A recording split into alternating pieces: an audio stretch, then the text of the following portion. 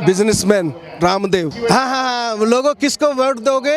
जो 35 रुपए का पेट्रोल दोगे उसको दोगे, या जो 70 रुपए का पेट्रोल दे रहा है? ये बाबा शिकल नहीं दिखा रहा है, कहाँ छुप गया बिल में? वो जो स्मृति ईरानी जो सर पे लेके नाचती थी सिलेंडर, गैस सिलेंडर, कहाँ छुप गए हैं? तो ये मोदी ने और शाह जो दुनिया मुट्ठी में कर रहे हैं ना, ये मुट्ठी जिस दिन खुलेगी और जिस दिन इनका जो भांडा फूटेगा, ना खाऊंगा ना खाने दूंगा। ये खा रहा है और खिला रहा है और कहता है कि ना कोई घुस आया है ना कोई घुसा हुआ है। अरे वो घुसा हुआ भी है, उसने गांव भी बसा लिए हैं। कहाँ है तेरा 56 इंच का सीना?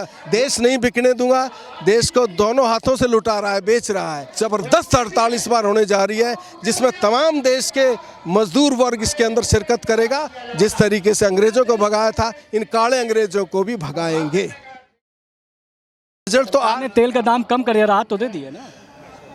सरकार ने 39-40 रुपये बढ़ाए और 5 रुपये कम कर दिए और कहा कि हमने राहत दे दी है। तुमने इतनी बड़ी चोट दे के जो राहत दी है, जो तेल 35 रुपये, ये जो हमारे बाबा, तो क्या कहूँ उसको, एक वो बिजनेसमैन रामदेव। हाँ हाँ हाँ, लोगों किसको वोट दोगे? जो 35 रुपये का पेट्रोल दोगे उसको दोगे, या जो 70 रुपये का पेट्रोल दे रहा है? ये बाबा शिकल नहीं दिखा रहा है, कहाँ छुप गया बिल में? वो जो स्मृति ईरानी जो सर पे लेके नाचती थी ये आपके सिलेंडर, गैस सिलेंडर, कहाँ छुप गए हैं?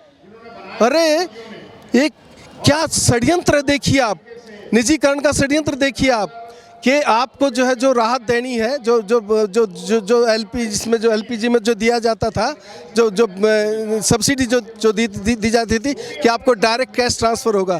ट्रांसफ़र होते होते क्या हुआ, वो 250 रुपये से घटते घटते अब वो कुछ पैसे में वो आई है।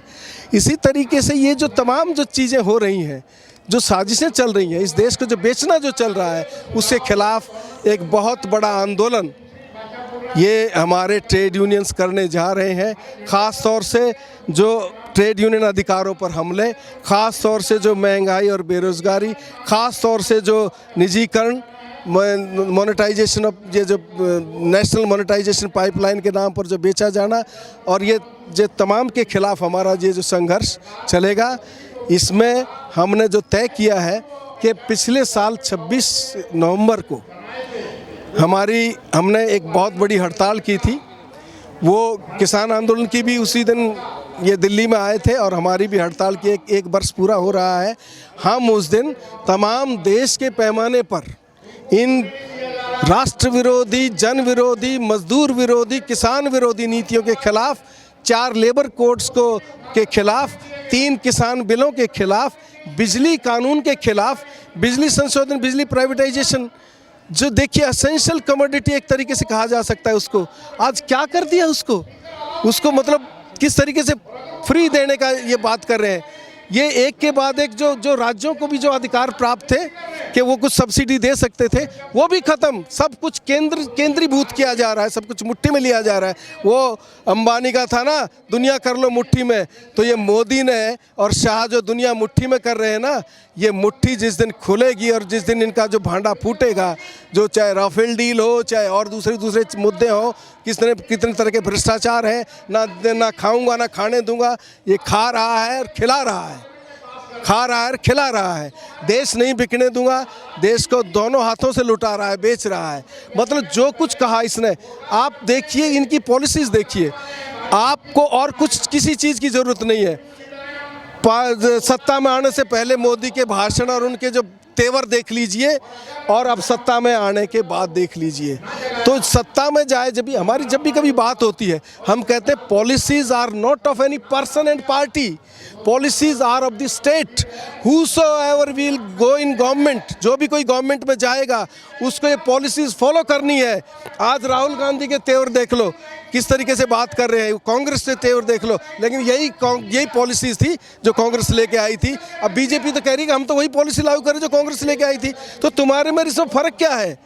ये जो चुनावी जो षड्यंत्र चल रहा है, एक बार तुम, एक बार मैं, 10 साल तुम, 10 साल मैं, अब ये जो षड्यंत्र चल रहा है, इसके खिलाफ मजदूर किसान सचेत हो गया है। अब ये खेल चलने वाला नहीं है। आने वाले बजट सेशन के दौरान 2 दिन की ज़बरदस्त हड़ताल इस बार होने जा रही है, जिसमें तमाम देश के मजदूर वर्ग इसके अंदर शिरकत करेगा और पूरा देश इस बार इसमें शामिल होगा। किसान शामिल होंगे, मजदूर शामिल होगा। भारत को एकदम से ये इनको जब तक नहीं दिखा दिया जाएगा कि हमारी जो पॉलिसीज़, हमारे जो हकों को ऊपर तुम इस तरीके से डाका डाल के जा नहीं सकते हो, ये बहुत बड़ा एक आंदोलन का रूप लेने जा रहा है, जन आंदोलन बनने जा रहा है। एक तरफ किसान और एक तरफ मजदूर जब एक साथ एकजुट होकर चलेंगे तो इस फांसीवादी तानाशाह जो अपने आप को मतलब सबसे ऊपर समझता है, जो किसी के परवाह नहीं करता, वो जिसका 56 इंच का सीना तो हमने देख लिया ना चीन में। चीन घुसा बैठा है देश के अंदर, क्या बोलता है, अरे चीन के साथ हमारा व्यापार जो है वो कई गुना बढ़ गया है इसी दौरान में, और कहता है कि ना कोई घुस आया है ना कोई घुसा हुआ है।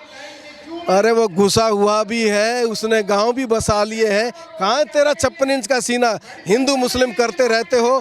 अब इनका ये पर्दा भी फाश हो गया है बीजेपी का और इस सरकार का कि आप जो है और अब हिंदू मुस्लिम करके लोगों को बरगला नहीं सकते, बांट नहीं सकते। फूट डालो राज करो की नीति से तुमने 70 साल राज कर लिया है, कांग्रेस हो चाहे दूसरे जो सब हो, और ये बीजेपी ने तो खुल के खेल खेला है, खुला खेल फर्रुखाबादी किया है।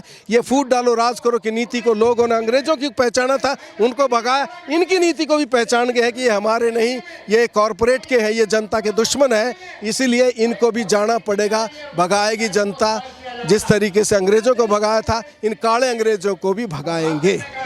तमाम मुद्दों को लेकर यहाँ ऑल इंडिया ट्रेड यूनियन संघर्ष कर रहा है। आने वाले दिनों में बजट सत्र में एक बड़ा आंदोलन होगा। जैसा कि रमेश प्राशर जी कहना, देखना ये है कि इस आंदोलन का सरकारों पर कितना असर पड़ता है।